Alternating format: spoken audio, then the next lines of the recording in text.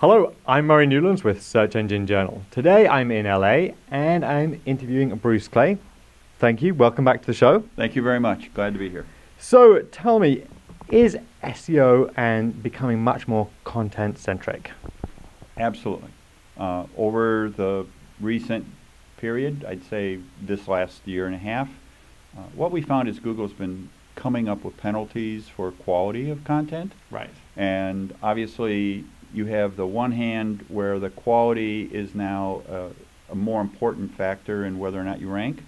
On the other hand, you find that links that are unnatural are getting penalized. And what we find is that in order to attract links, you actually have to have content worth linking to. So I think that what we have is a 1-2 punch, where content causes the kinds of links you want to have as a website, and content improves the general perception of the quality of your website from a Panda type perspective. The other problem we run into from the standpoint of quality is that this is where you get your message out.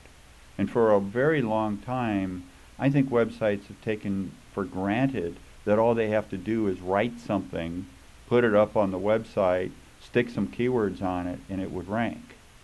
So content has changed and how it's being perceived by both the visitor, who is becoming more sophisticated, and the search engine, which is far more sophisticated. So from an SEO point of view, yeah, I'd say that there's been a rather significant shift, and that SEO is becoming much more content-centric. So would you say that that then means that SEO managers need content? Well, they definitely, I think, need content. But you see, sometimes there's plenty of content, and it's terrible. Right. So it isn't that they just need content. I think that what they really need is better content. Great content. Great content. Well. The other part, and where a lot of people don't understand content factoring relative to this, is that having 100 great pages and 100 terrible pages, they average when the quality is being viewed as your website. So it isn't enough to have 100 great pages if you still have 100 terrible ones.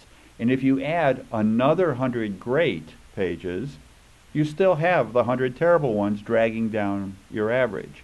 In some cases, we have found that it is much better to improve your ranking to actually remove or rewrite the terrible ones than add more good ones. Very interesting. So you really got to go, you've got to go through your site and ideally go through it separately from anything else, and then pull out that, make sure that every single page is. And lots of people write their own site, and everyone thinks that their content is great. Yeah, sure. Yeah, and engineers in particular. The thing that also we run into is, while I may know what I'm writing about, and therefore what I wrote always matches what I thought I wrote. Yes. Sometimes other people don't perceive it as matching. Right. And so we lose our audience. Yeah. The other thing is, I may be, very educated and know a lot of words that are appropriate to my industry. Yes. And I'm using words that a buyer wouldn't know to use. Right. So I'm not speaking with the same vocabulary as my target market. Even though somebody that has bought it would use those words, somebody that hasn't bought it yet may not. And we end up with different grade levels. We end up with different terminology. We end up with different sentence structure. And it makes total sense to the author, and it makes absolutely no sense to the consumer. And so it wouldn't rank well for the terms that you want to reach for those consumers, because Google wouldn't see it as great content for consumers. Correct. I mean, how does Google learn what is natural? And the only way they can do it is to analyze 1 million pages and say, this is the way 1 million people are writing about this content.